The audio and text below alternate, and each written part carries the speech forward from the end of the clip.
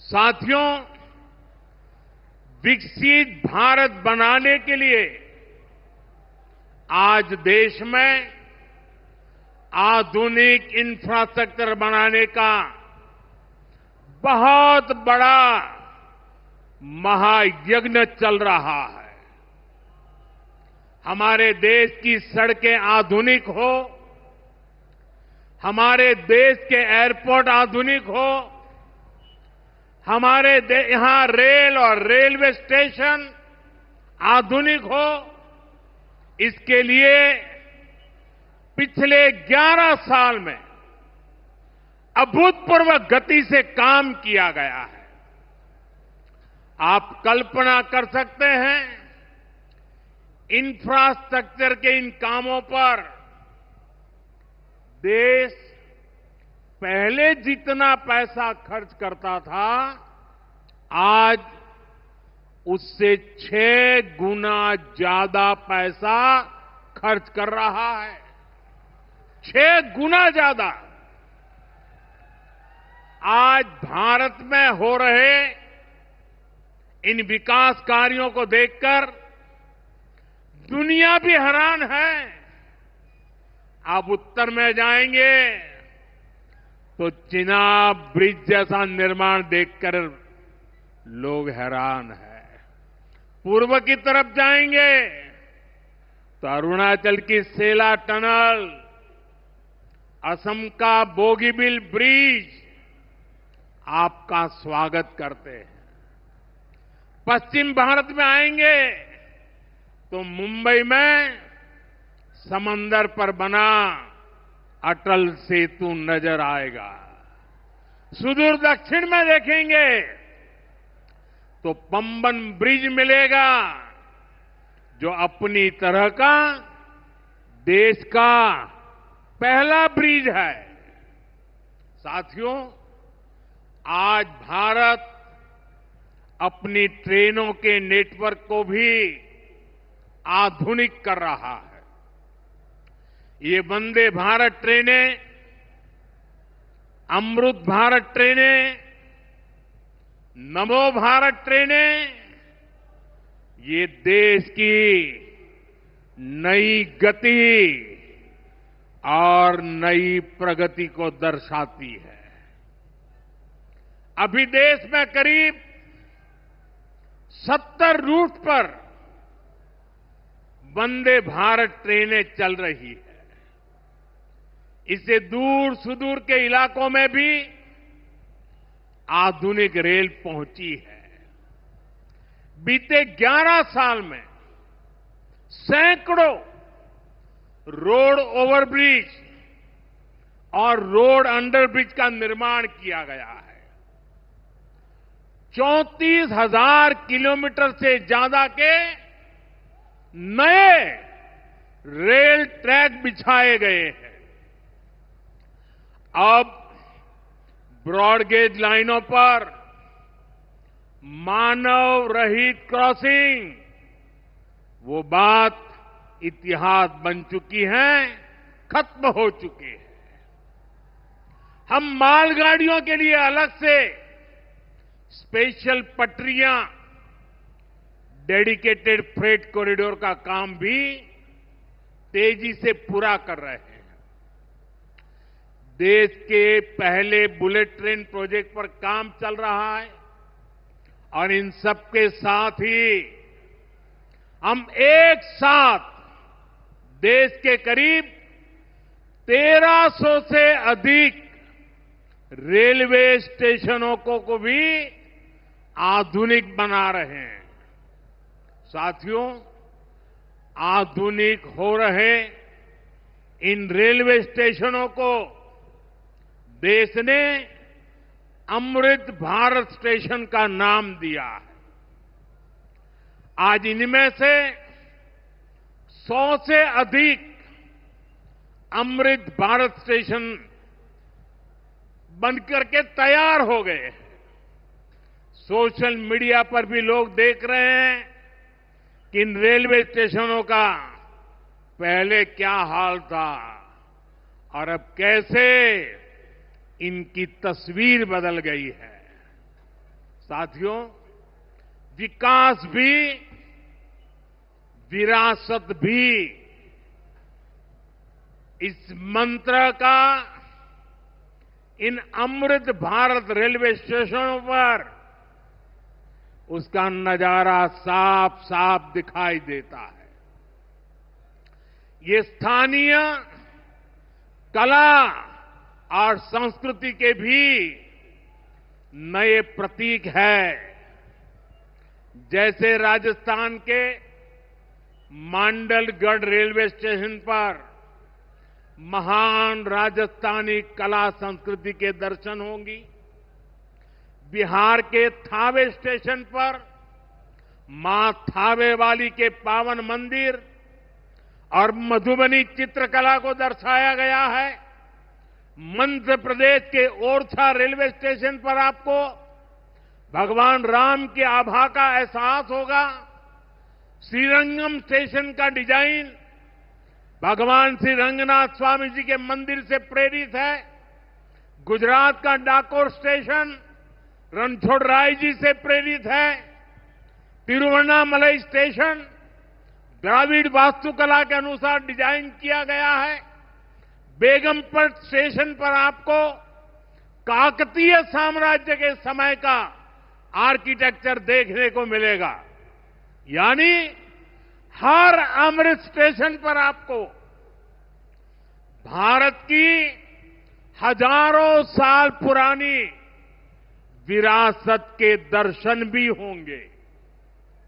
ये स्टेशन हर राज्य में टूरिज्म को भी बढ़ावा देने के माध्यम बनेंगे, नौजवानों को रोजगार के नए मौके देंगे।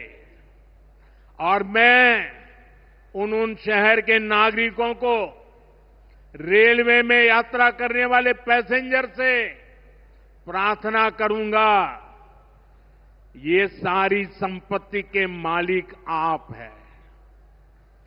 कभी भी वहां गंदगी न हो, इस संपत्ति का नुकसान न हो, क्योंकि आप उसके मालिक हैं। भारत माता की,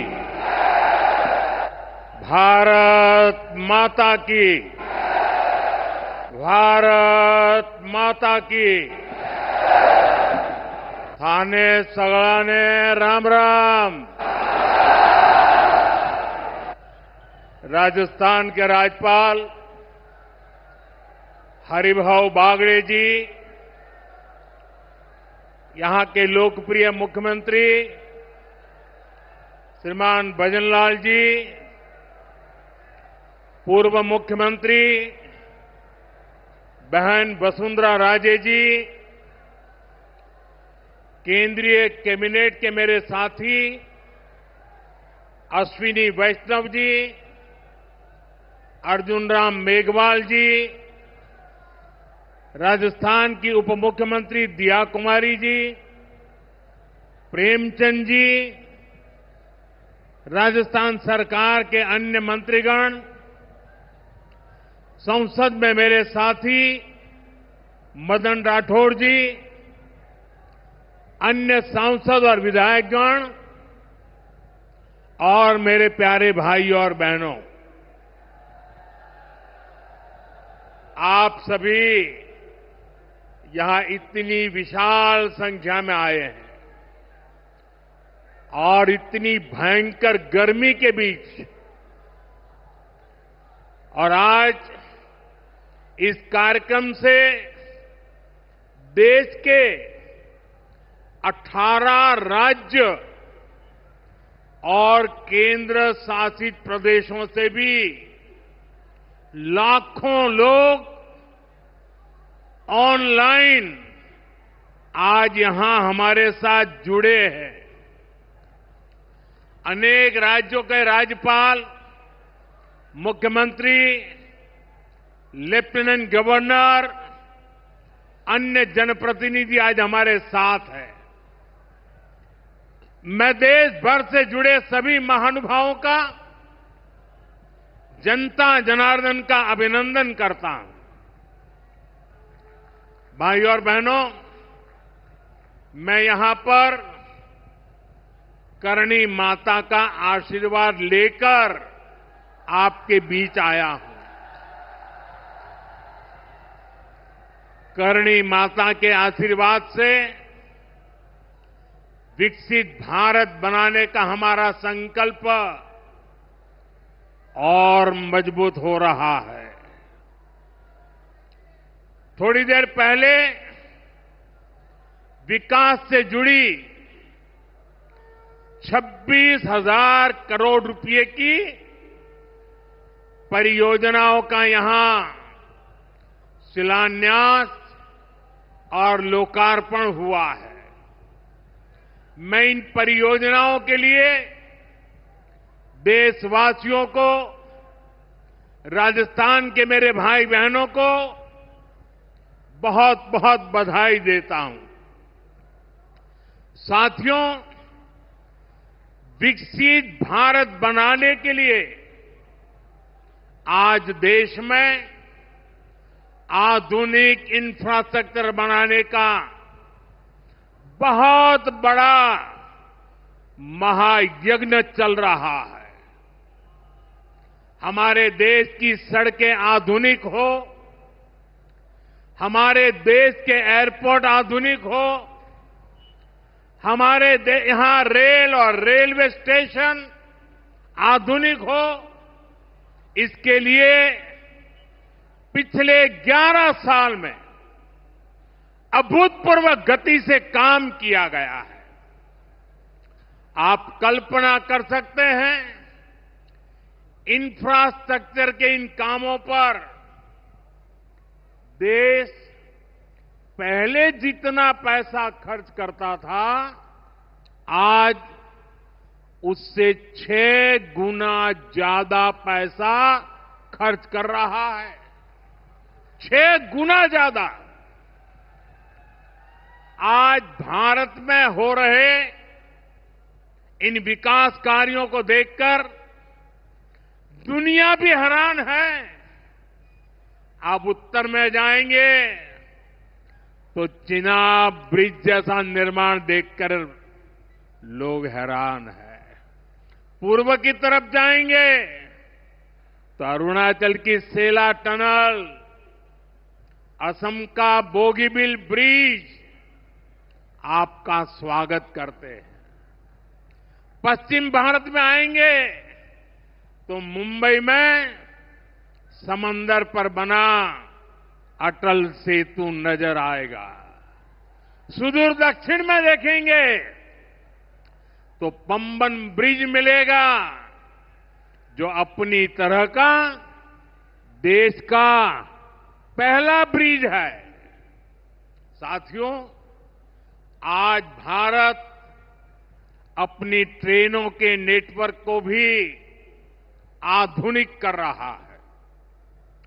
ये वंदे भारत ट्रेनें, अमृत भारत ट्रेनें, नमो भारत ट्रेनें, ये देश की नई गति और नई प्रगति को दर्शाती है।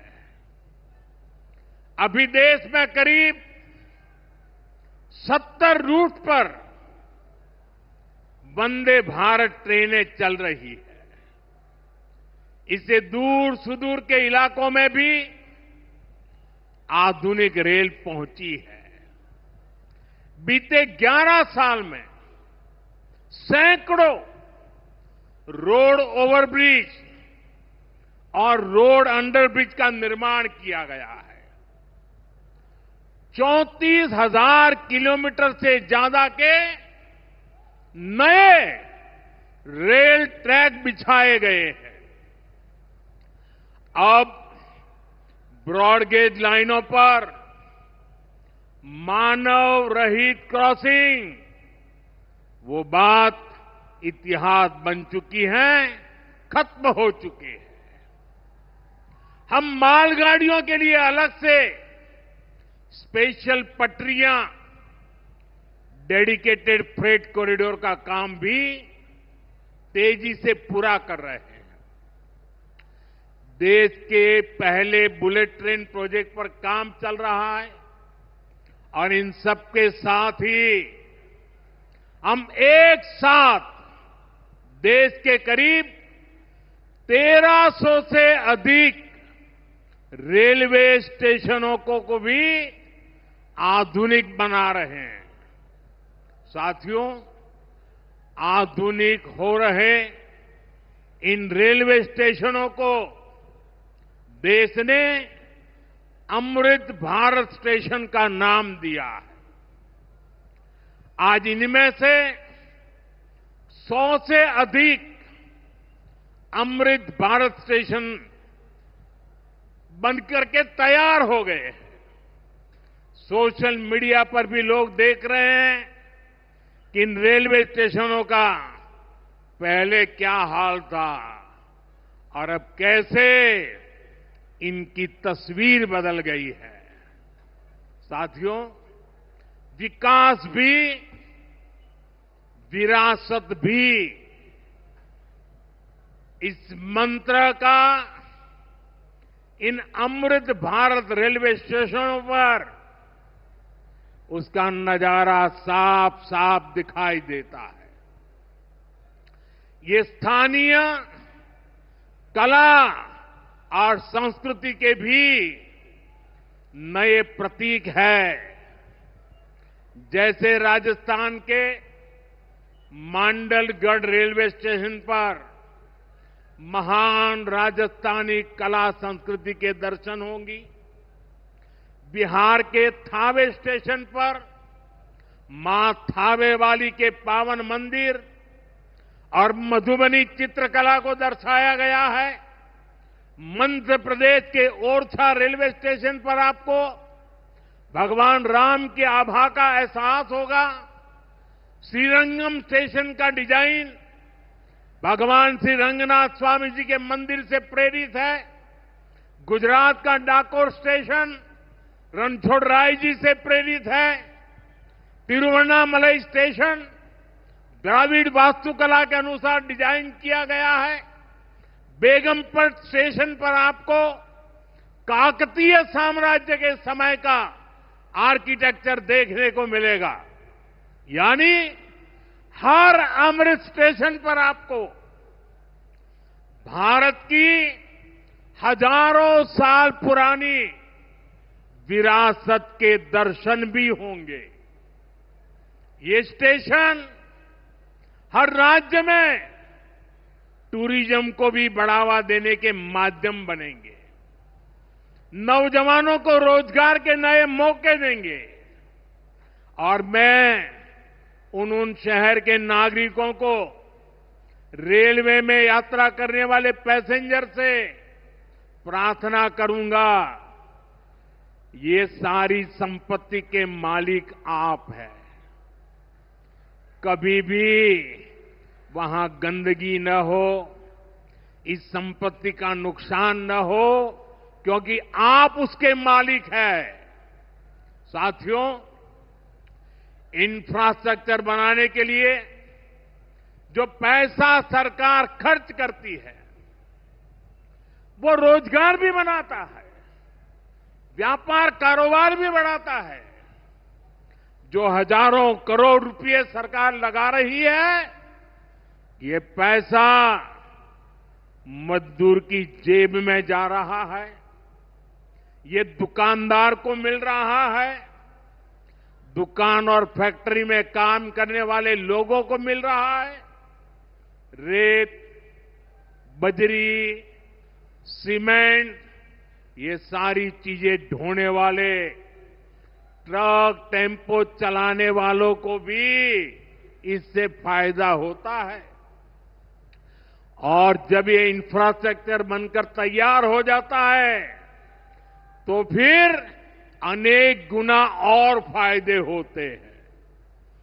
किसान की उपज कम कीमत में बाजार तक पहुंचती है, वेस्टेज कम होती है, जहां सड़कें अच्छी होती हैं, नई ट्रेनें पहुंचती हैं, वहां नए उद्योग लगते हैं, पर्यटन को बहुत बढ़ावा मिलता है।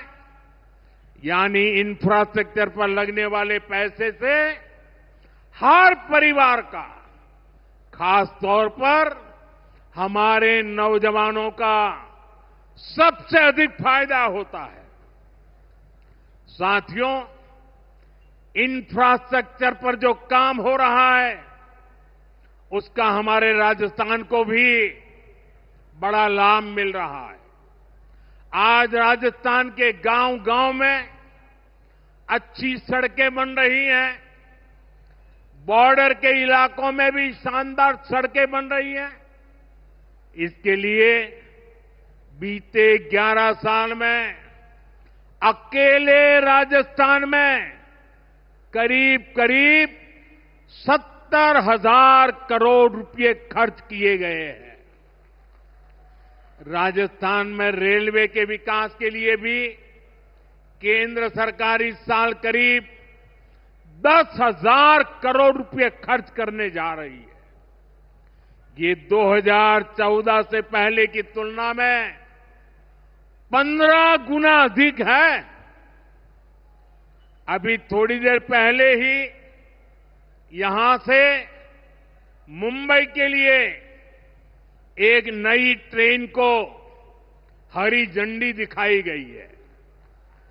आज ही कई इलाकों में स्वास्थ्य, जल और बिजली से जुड़ी योजनाओं का शिलान्यास और लोकार्पण हुआ है।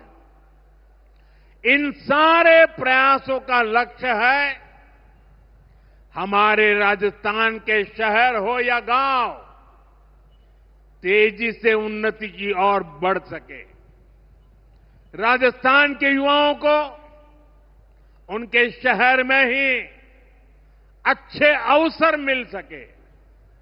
साथियों, राजस्थान के औद्योगिक विकास के लिए भी डबल इंजन सरकार तेजी से काम कर रही है। अलग अलग सेक्टर्स के लिए यहां भजनलाल जी की सरकार ने नई औद्योगिक नीतियां जारी की है। बीकानेर को भी इन नई नीतियों का लाभ मिलेगा। और आप तो जानते हैं, जब बीकानेर की बात आती है तो बीकानेरी भुजिया का स्वाद,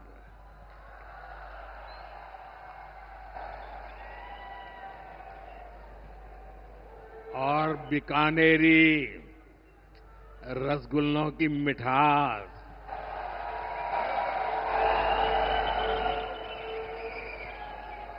विश्व भर में अपनी पहचान बनाएगी भी और बढ़ाएगी भी। राजस्थान की रिफाइनरी का काम भी अंतिम चरण में है। इससे राजस्थान पेट्रोलियम आधारित उद्योगों का प्रमुख हब बनेगा।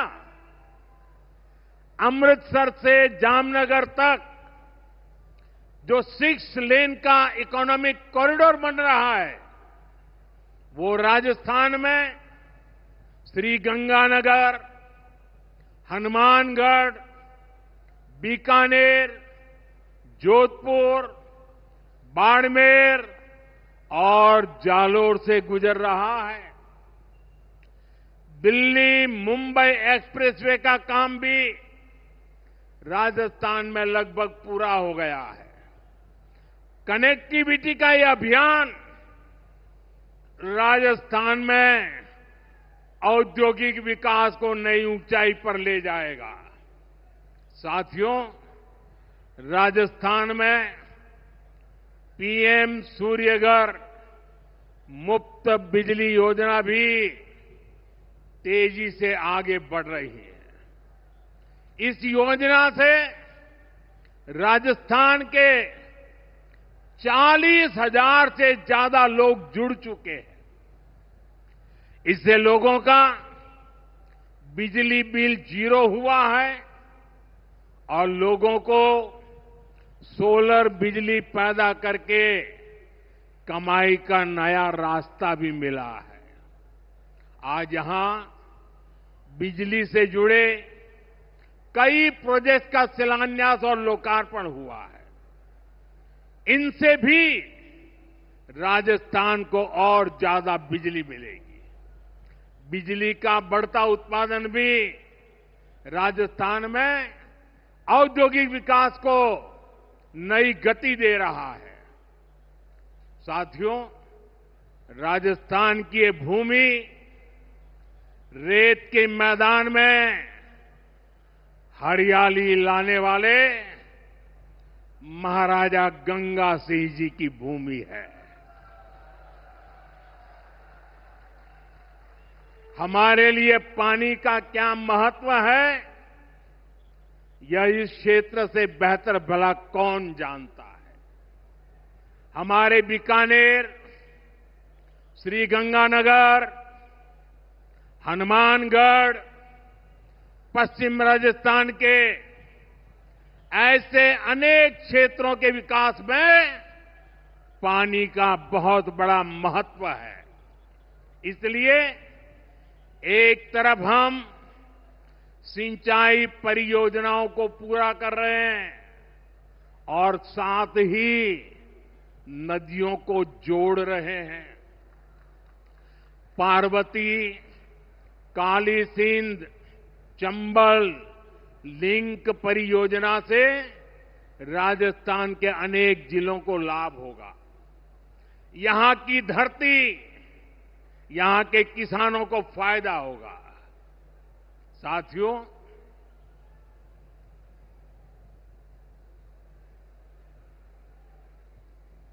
राजस्थान की ये वीर धरा हमें सिखाती है कि देश और देशवासियों से बड़ा और कुछ नहीं। 22 अप्रैल को आतंकवादियों ने धर्म पूछकर हमारी बहनों की मांग का सिंदूर उजाड़ दिया था।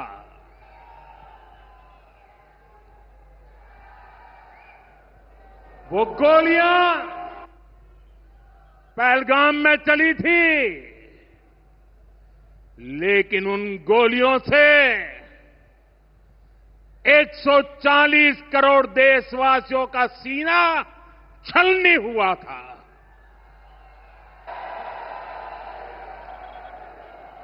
इसके बाद हर देशवासी ने एकजुट होकर संकल्प लिया था कि आतंकवादियों को मिट्टी में मिला देंगे, उन्हें कल्पना से भी बड़ी सजा देंगे। आज आपके आशीर्वाद से, देश की सेना के शौर्य से हम सब उस प्रण पर खरे उतरे हैं। हमारी सरकार ने तीनों सेनाओं को खुली छूट दे दी थी।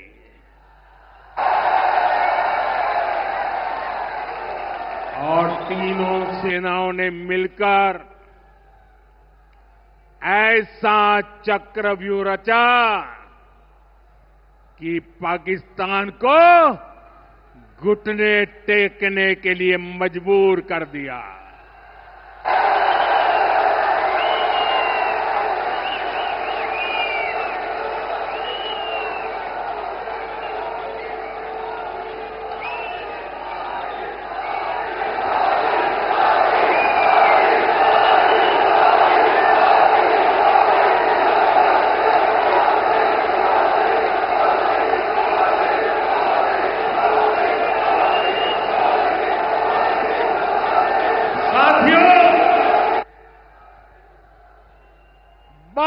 तारीख के हमले के जवाब में हमने 22 मिनट में आतंकियों के 9 सबसे बड़े ठिकाने तबाह कर दिए।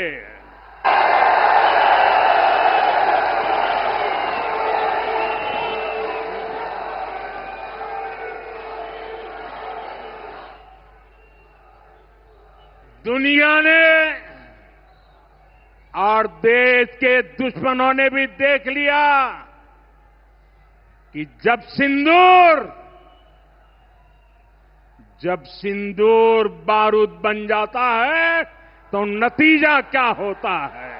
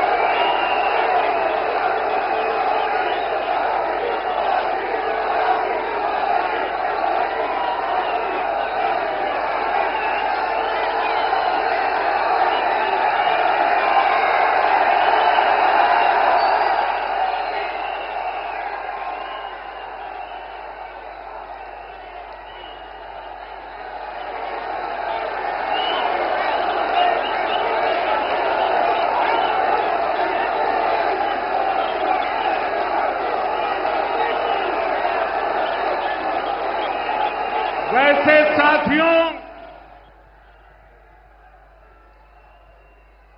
ये संयोग ही है। 5 साल पहले जब बालाकोट में देश ने एयर स्ट्राइक की थी, उसके बाद मेरी पहली जनसभा राजस्थान में ही सीमा पर हुई थी।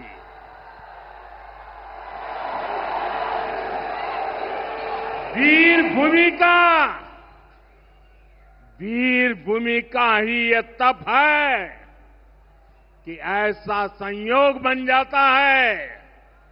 अब इस बार जब ऑपरेशन सिंदूर हुआ तो उसके बाद मेरी पहली जनसभा फिर यहां वीरभूमि राजस्थान की सीमा पर बीकानेर में आप सभी के बीच हो रही है।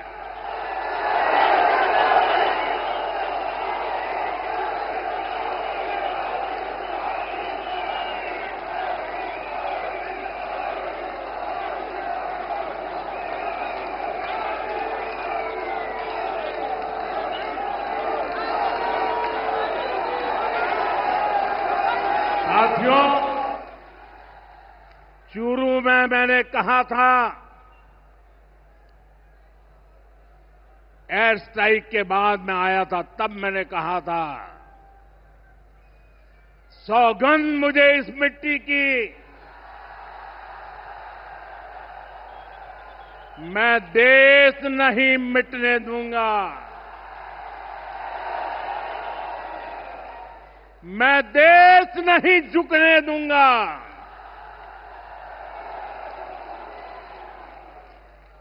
आज मैं राजस्थान की धरती से देशवासियों से बड़ी नम्रता के साथ कहना चाहता हूं, मैं देश के कोने कोने में जो तिरंगा यात्राओं का हुजूम चल रहा है,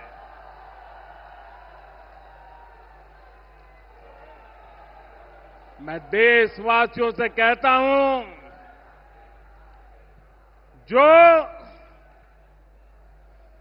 जो सिंदूर मिटाने निकले थे, जो सिंदूर मिटाने निकले थे, उन्हें मिट्टी में मिलाया है।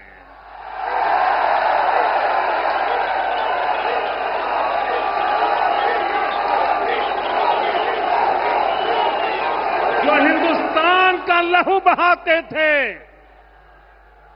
जो हिंदुस्तान का लहू बहाते थे, आज कतरे कतरे का हिसाब चुकाया है।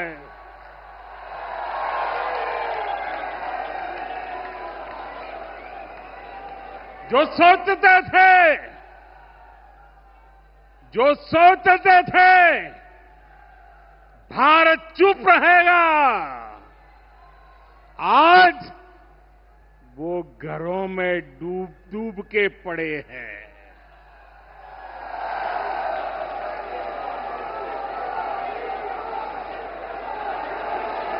जो अपने हथियारों पर घमंड करते थे, जो अपने हथियारों पर घमंड करते थे, आज वो मलबे के ढेर में दबे हुए हैं।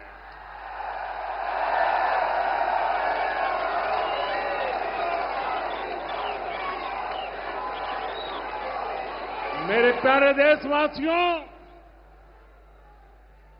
ये शोध प्रतिशोध का खेल नहीं, ये शोध प्रतिशोध का खेल नहीं, ये न्याय का नया स्वरूप है।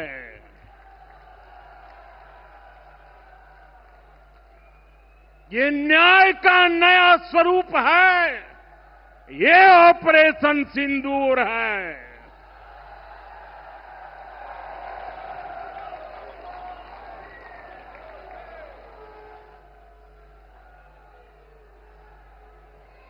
ये सिर्फ आक्रोश नहीं है, ये सिर्फ आक्रोश नहीं है, ये समर्थ भारत का रौद्र रूप है।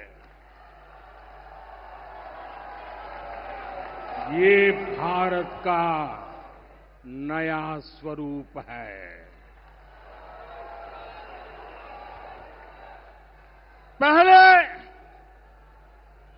पहले घर में घुसकर किया था वार, पहले घर में घुसकर किया था वार, अब सीधा सीने पर किया प्रहार है।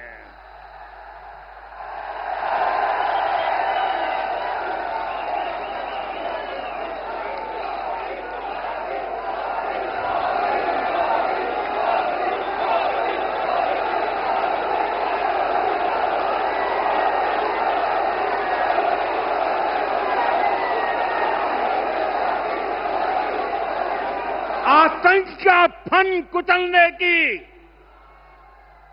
आतंक का फन कुचलने की यही नीति है, यही रीति है, यही भारत है, नया भारत है। ये भारत माता की, भारत माता की, भारत माता की। साथियों, ऑपरेशन सिंदूर ने आतंकवाद से निपटने के 3 सूत्र तय कर दिए हैं। पहला, भारत पर आतंकी हमला हुआ तो करारा जवाब मिलेगा। समय हमारी सेनाएं तय करेगी, तरीका भी हमारी सेनाएं तय करेगी और शर्तें भी हमारी होगी। दूसरा, एटम बम की गीदड़ बप्तियों से भारत डरने वाला नहीं है। और तीसरा, हम आतंक के आकाओं और आतंकी सरपरस्त सरकार को अलग अलग नहीं देखेंगे, उन्हें अलग अलग नहीं देखेंगे, उन्हें एक ही मानेंगे। पाकिस्तान का ये स्टेट और नॉन स्टेट एक्टर वाला खेल अब नहीं चलेगा। आपने देखा होगा पूरी दुनिया में पाकिस्तान की पोल खोलने के लिए हमारे देश के 7 अलग अलग प्रतिनिधिमंडल पूरे विश्व भर में पहुंच रहे हैं और इसमें देश के सभी राजनीतिक दलों के लोग हैं, विदेश नीति के जानकार हैं, गणमान्य नागरिक हैं। अब पाकिस्तान का असली चेहरा पूरी दुनिया को दिखाया जाएगा। साथियों, पाकिस्तान भारत से कभी सीधी लड़ाई जीत ही नहीं सकता। जब भी सीधी लड़ाई होती है तो बार बार पाकिस्तान को मुंह की खानी पड़ती है। इसलिए पाकिस्तान ने आतंकवाद को भारत के खिलाफ लड़ाई का हथियार बनाया है। आजादी के बाद पिछले कई दशकों से यही चला आ रहा था। पाकिस्तान आतंक फैलाता था, निर्दोष लोगों की हत्याएं करता था, भारत में डर का माहौल बनाता था, लेकिन पाकिस्तान एक बात भूल गया। अब मां भारती का सेवक मोदी यहां सीना तान कर खड़ा है।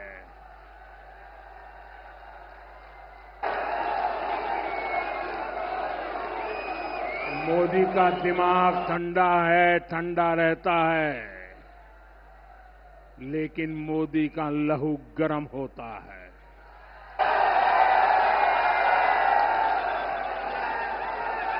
और अब तो मोदी की नसों में लहू नहीं, गरम सिंदूर बह रहा है।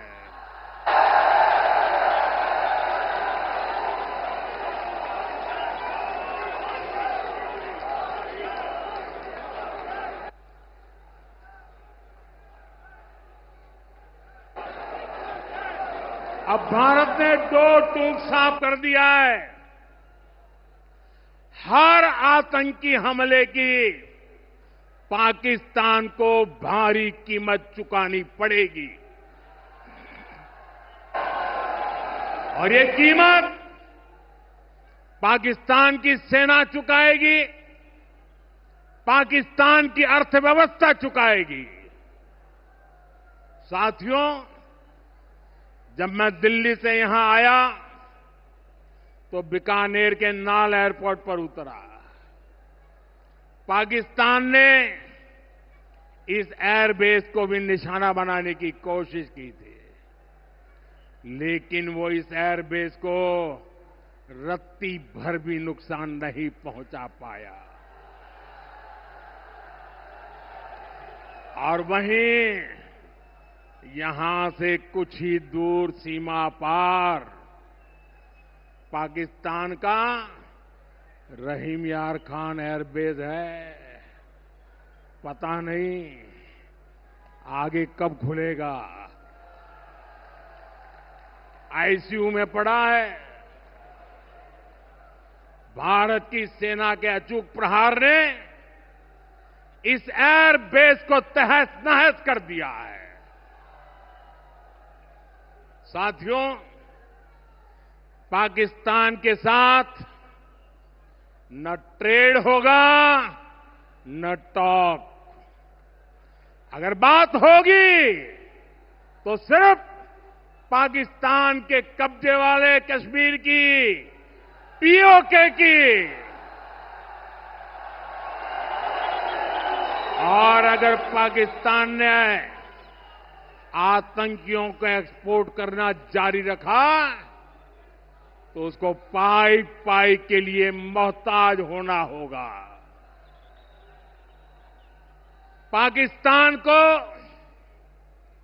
भारत के हक का पानी नहीं मिलेगा। भारतीयों के खून से खेलना पाकिस्तान को महंगा पड़ेगा।